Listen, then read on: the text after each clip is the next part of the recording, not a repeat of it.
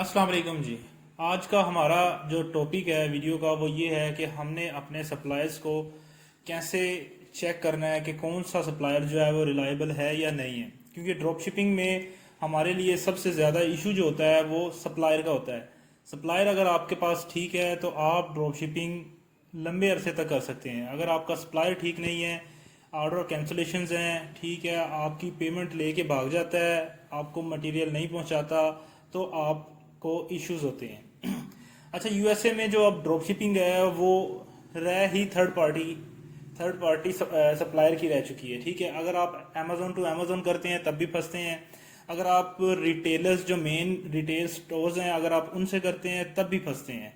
ठीक है, या तो आप रिटेलर से परचेज करके किसी वेयर हाउस से शिप करवाएं, किसी एक वेयर हाउस से। आपके एड्रेस जो है, शिपिंग एड्रेस जो है वो चेंज नहीं होना चाहिए। क्योंकि जब भी आप ट्रैकिंग डालते हैं, और ट्रैकिंग जब आप फेक डालते हैं या किसी भी रिटेल से परचेज करके ट्रैकिंग डालते हैं, तो उसमें क्या होता है कि आपका हर ट्रैकिंग पे शिपिंग एड्रेस जो होता है डिफरेंट होता है।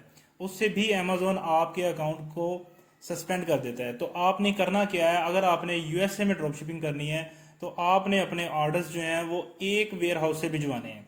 ठीक है, तो सप्लायर्स को चेक कैसे करना है उनको, अगर आपने सप्लायर्स आपके पास छोटे हैं, ठीक है, उनको चेक करने के दो तीन मेथड है। या तो आप उनके रिव्यूज जो हैं वो ट्रस्ट पायलट से चेक कर लें। दूसरा मेथड उनका जो ये है वो आप किसी भी सप्लायर से एक छोटा सा ऑर्डर करके देख लें, अपने वेयर हाउस भिजवा दें, अपने दोस्त के पास भिजवा दें, किसी के पास भी भिजवा दें, जिससे आपको आइडिया हो जाएगा कि ये सप्लायर रिलायबल है या नहीं है।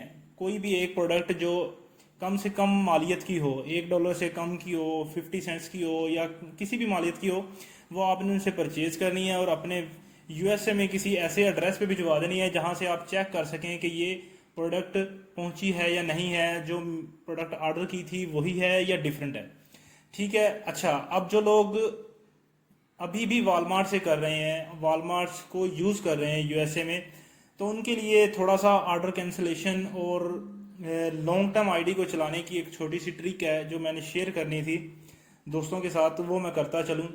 अगर आपने वॉलमार्ट की आईडी खुद बनानी है, किसी से परचेज नहीं करनी, तो आपने करना क्या है, आपने जो $100 की उनकी मेंबरशिप है सालाना, आपने वो परचेज करनी है। उस मेंबरशिप पे एक या दो ऑर्डर आपने करने हैं। जब आप दो ऑर्डर्स कर लेंगे तो उसके बाद आपने अपनी मेंबरशिप को कैंसिल कर देना है।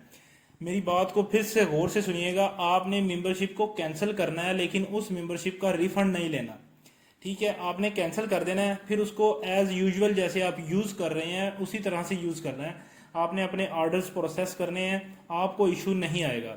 ठीक है, जब आप आईडी को मेंबरशिप लेके कैंसिल कर देते हैं तो उसमें आपको रीसेलिंग वाली जो उनकी वायलेशन है वो भी नहीं आती कि आप वॉलमार्ट से परचेज करके और डिफरेंट कस्टमर्स को रीसेल कर रहे हैं, तो आपको ये वाली जो वायलेशन है वो भी नहीं आती।